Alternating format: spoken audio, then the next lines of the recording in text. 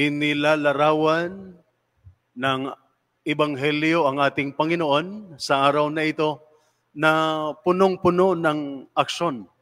Ayon po sa unang bahagi ng mabuting balita ng Ebanghelyo, maraming mga tao ang lumapit kay Jesus, dala-dala ang kanilang mga may sakit at inaalihan ng mga demonyo. At silang lahat ay tinanggap ni Jesus at tinugon ang kanilang pangangailangan. Pinagaling niya ang kanilang may sakit at pinalaya ang mga taong inaalihan ng demonyo. Sa ikalawang bahagi, inilalarawan naman ang ating Panginoon na naglilibot sa buong Galilea upang mangaral sa kanilang mga sinaguga at nagpapalayas ng demonyo. Ang tindi ng desire ng ating Panginoon na mangaral sa mas maraming tao ay hindi po mapipigilan kahit na mga taong naghahanap sa Kanya. Ang sabi niya, kailangan din namang pumunta tayo sa mga kalapit bayan upang makapangaral rin ako doon. Na parang wala hong kapaguran sa Jesus. Sa isang salaysay ng Ebanghelyo, wala hong dumating sa punto na wala ng panahon sa Jesus para sa kanyang sarili. Hindi na siya kahit panahon ng pagkain ay wala na. Dahil sa kanyang pag-aasikaso sa lahat ng mga lumapit sa kanya.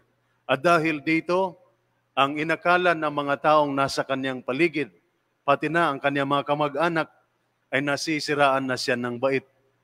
Siya nawala na sa kanyang sarili dahil sa tindi ng kanyang concern para sa iba. Kaya sa ating pagninilay, maaaring may tanong natin kung saan po ba nagmumula ang pambihirang lakas ni Jesus? Ang balangkas ng Ebanghelyo sa araw na ito ay nagpapahiwatig ng sikreto ng ating Panginoon. Sa pagitan ng dalawang kwento ng mga gawain na Jesus, inilalarawan si Jesus na nananalangin sa ilang napuok. Na ang pinagmumulan pala, ang sikreto ng ating Panginoon, ng kanyang lakas, ay ang kanyang buhay panalangin at ang kanyang palaging pakikipag-usap sa Ama. Kaya maaari pong maipahayag ng ating Panginoon na ang anak ay walang ginagawa ng ganang sa kanya. Ginagawa lamang niya ang nakikita niyang ginagawa ng Ama.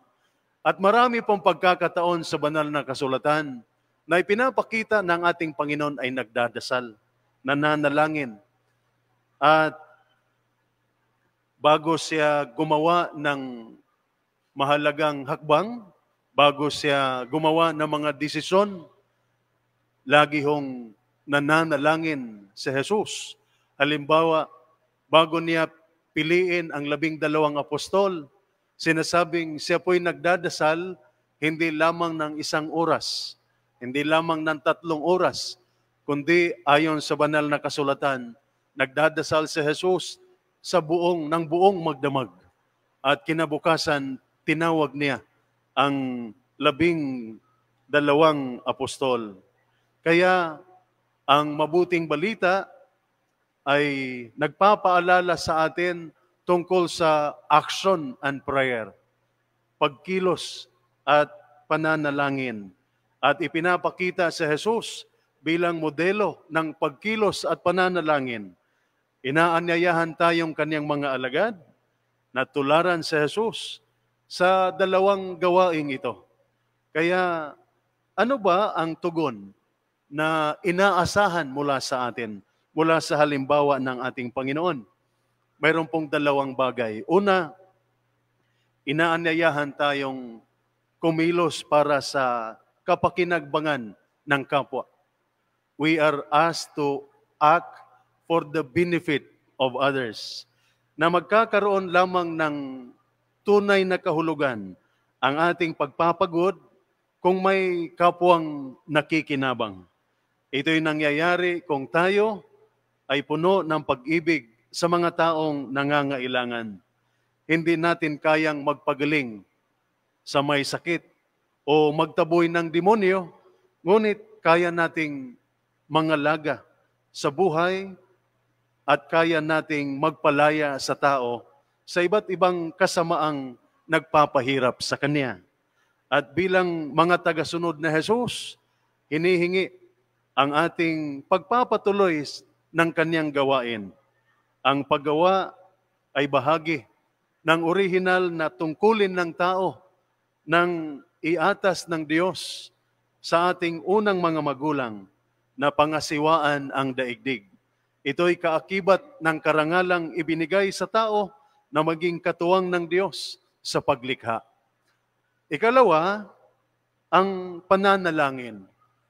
Hindi dahilan ang gawain, ang ating trabaho, para kaligtaan ang panalangin. Sapagkat kumbinsido sa Jesus na kailangan ang panalangin sa kanyang gawain, naghahanap siya lagi ng pagkakataon upang manalangin. Kung si Jesus na anak ng Diyos at Diyos mismo ay nakakita ng halaga sa pananalangin at siya mismo ay nananalangin, mas mahalaga para sa ating mga tao na gawin ito. Hindi katakataka ng ating namumunong general ng Hukbong Katihan ng Pilipinas na si Tinente General Roy M. Galido ay nagpatibay ng panalangin bilang isa sa mga sentro ng kanyang command guidance para sa mga tauhan ng Hukbong Katihan ng Pilipinas. Ipinag-utos ng ating namumunong general sa lahat sa Hukbong Katihan na gawing bahagi ng kanilang buhay ang panalangin. Always pray and make prayer a way of life, o isang regular at mahalagang gawain sa kanilang buhay. Kasama rito ang pagpapanatili ng malakas na ugnayan sa Diyos sa pamamagitan ng panalangin, pagsasama ng panalangin sa ating araw-araw na gawain, paghahanap ng gabay, pagpapahayag ng pagpapasalamat, at paghahanap ng lakas at suporta mula sa Diyos sa iba't ibang gawain at mga hamon sa ating buhay.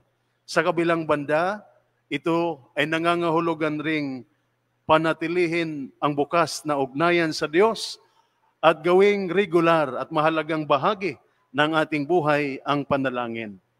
Kailangan natin ang panalangin sapagkat ito ang nagbubukas ng ating puso upang tanggapin ang biyaya na galing sa Diyos. Sa pananalangin ay makikita natin ang ating sarili sa loob ng mas malaking larawan ng arian ng Diyos. At nakikita natin ang koneksyon ng ating mga ginagawa sa kabuuang plano ng Diyos. Dahil dito, nagkakaroon ng purpose, ng layunin ang ating mga ginagawa at ng kaisahan ang ating mga pagsisikap at pagkilos. Kaya kumilos tayo at manalangin kasama si Jesus.